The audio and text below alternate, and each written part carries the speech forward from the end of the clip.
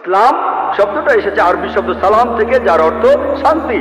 এর আরেকটা অর্থ ঈশ্বরের কাছে নিজের ইচ্ছাকে সমর্পণ করে দেয়া।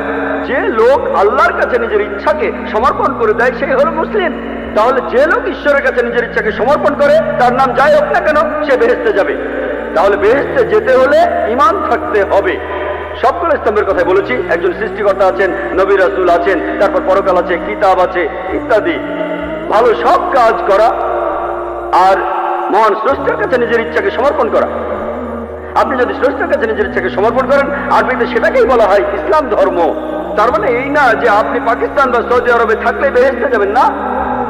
সৌদি আরবের সব লোক আর পাকিস্তানের সব লোক আল্লাহ মালুম, তিনি জানেন সবাই বেহেশতে যাবেন কিনা। তাহলে সেই লোকগুলোই বেহেশতে যাবেন যারা আল্লাহ তাআলার নির্দেশগুলো মেনে চলে। যে আল্লাহ তাআলার নির্দেশগুলো মেনে চলে। যদি আপনারা ঈশ্বরের এই নির্দেশগুলো মেনে চলেন, শুধুমাত্র নাম দিয়ে নিজেদেরকে মুসলিম বা মোহাম্মদ বা আব্দুল্লাহ বলে আপনারা বেহেশতে যেতে পারবেন না।